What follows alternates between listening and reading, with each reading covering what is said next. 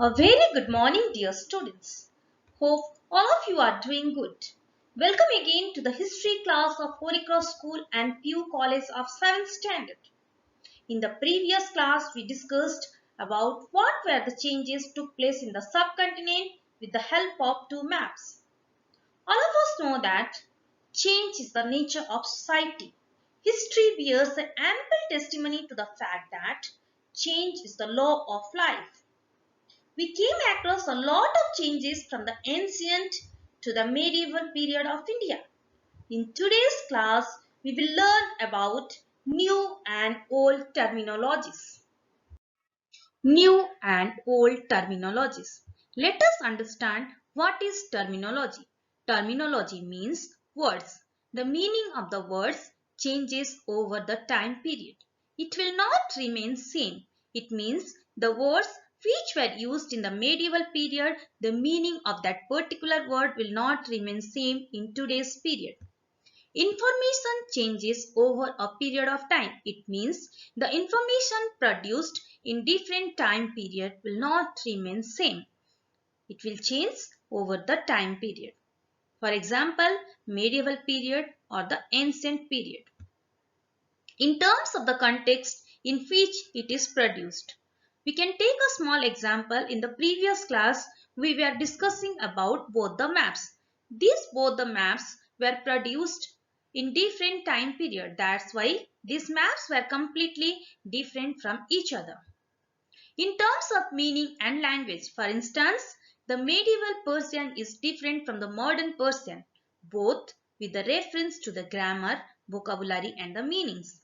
In the present day, when the historians are writing the history, they have noticed that there is a lot of difference between the medieval Persian language and the modern Persian language. Not only the language, but also the meaning of a particular word, vocabulary also differs from each other. Sometimes some of the meaning of the word also changes. It means the terminologies which were used before 1000 years will not remain same. It will change over a period of time. Sometimes some of the information also changes. For example, take your mother tongue. Your grandmother's language is different from yours, isn't it? Some of the words and its meaning used by your grandmother is different in your period. Today, whatever the rules of grammar we are using, it may change after few years. Students, let us understand the meaning of Hindustan. The term Hindustan is interpreted differently by different people, historians and chroniclers. You can see here, this is the modern map of India. In the present day, if someone will ask you, what do you mean by Hindustan? The term Hindustan refers to India, the modern nation state, whose political and geographical boundary is clearly mentioned and well defined. All the part of the subcontinent is clearly visible over here. All the direction, east, west, north, south, everything is clearly mentioned. All the states and union territories you can see over here. Your geographical and political boundary also is there. But in the medieval period in between the 700 to 1750 AD, the term Hindustan was interpreted in a different manner. According to the 13th century chronicler Minas-e-Siras, who wrote in the Persian language, the term Hindustan includes the areas of Punjab, Haryana and the land between Ganga and Yamuna were described as Hindustan. Students, you will read in your next chapter about the Delhi Sultans. When Delhi Sultans they invaded India, the most of the part of the subcontinent were under their control except the South India. So they also used the term Hindustan to describe the part of the subcontinent, but they did not include the South India as it was not under their control.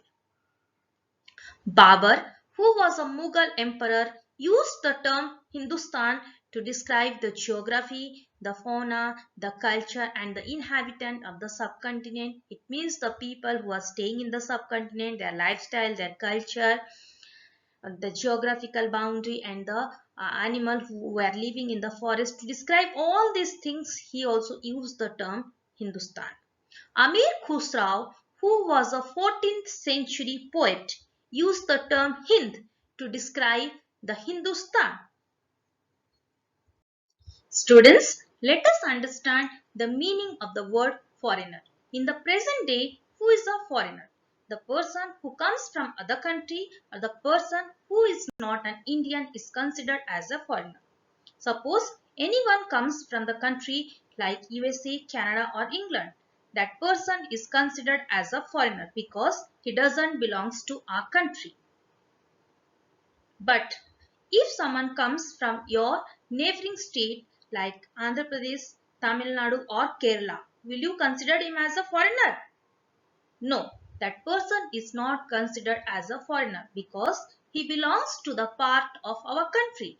That's why that person is not considered as a foreigner. But in the medieval period of time, the meaning of the word foreigner was quite different.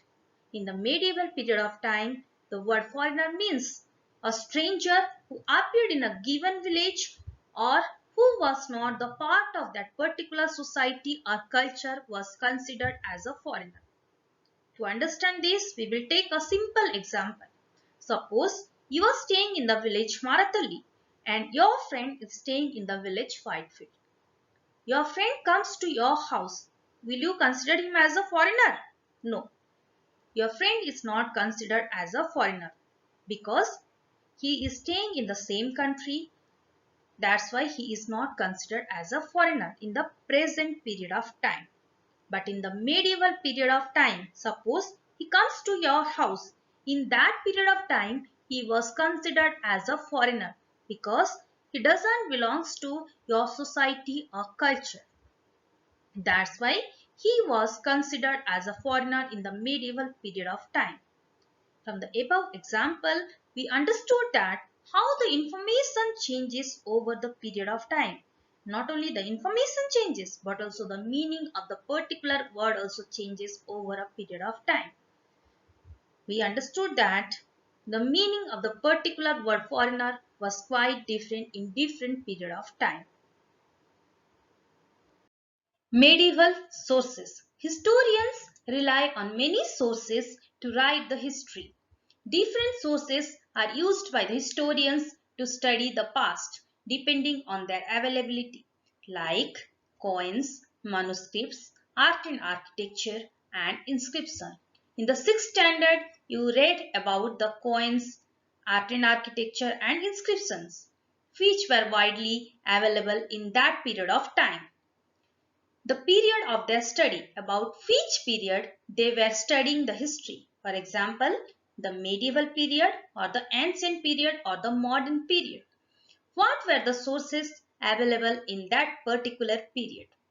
Nature of their investigation. For example, historians were dependent on manuscripts in the medieval period as the paper were widely available in that period of time. But in the ancient period, the coins, inscriptions, and art and architecture were widely available. All of us know that historians rely on many sources to write the history. The sources used by the historian in the period from 700 to 1750 AD, that is the medieval period, was quite different that one used in the period of Gupta dynastic and Harshavardhana dynastic. In the ancient period of India, we read about the Gupta dynastic and Harshavardhana dynastic. During that period of time, mostly the sources like the coins, architecture, and inscriptions were used. But due to the availability of paper in the medieval period, the manuscript was broadly used to write the history. In the medieval period, the sources like manuscripts were widely used as the paper became cheaper and more widely available in the medieval period of time. In the earlier period, people used to write in the bark of the branch of the trees and wall of the caves due to the non-availability of the paper. Here one question arises. What are the manuscripts? Manuscripts are the handwritten documents wrote during the medieval period of time, and These manuscripts usually collected by the wealthy people, rulers and monasteries, and these manuscripts were kept in the archives. What are the archives? Archives are the large libraries where the documents were kept. You know children, Indian government has many archives where they used to keep records. In the present day, we can say it as library. Many books are stored in the library. Printing press were not available in the medieval period of time. So that's why the manuscripts were written by the scribes. Who are scribes? Scribes are the excellent copywriter who usually write in hands. Sometimes while writing they introduce small changes. For example, suppose yesterday you were absent in the school. Ma'am has given some notes. While writing, you did not understand your friend's handwriting. You misunderstood the word and wrote some other word. Same thing was happening with the scribe. While writing, some changes subsequently different from one another, and a lot of difference arises between the original manuscript and the scribe copies. Copying of manuscripts. Author revised their chronicles at different period of time. What is chronicle? It is a factual account of important historical events written in order. For example, Mughal dynasty ruled over India one after another. For example, Babur, Humayun, Akbar, Shahjahan, Jahangir, and so on. The person who writes a chronicle is known as a chronicler. Ziauddin Barani, a 14th century chronicler, wrote his first chronicle in the year 1356, and he wrote the second chronicle, that is the revised version, in the year 1358. Until 1960s, many historians were unaware about the availability of the first chronicle. That's why a lot of confusion arises among the historians to write the history. When he wrote the first chronicle, maybe that time his handwriting was something different. After 2 years, the second chronicle's handwriting was different. So it created a lot of confusion among the historians to refer the chronicle. Students, in today's class, we discussed about the new and old terminologies, historians and their sources, copying of manuscripts. Next class, we will discuss about the new social and political group came into the subcontinent. Till that, stay healthy, stay safe, and thank you.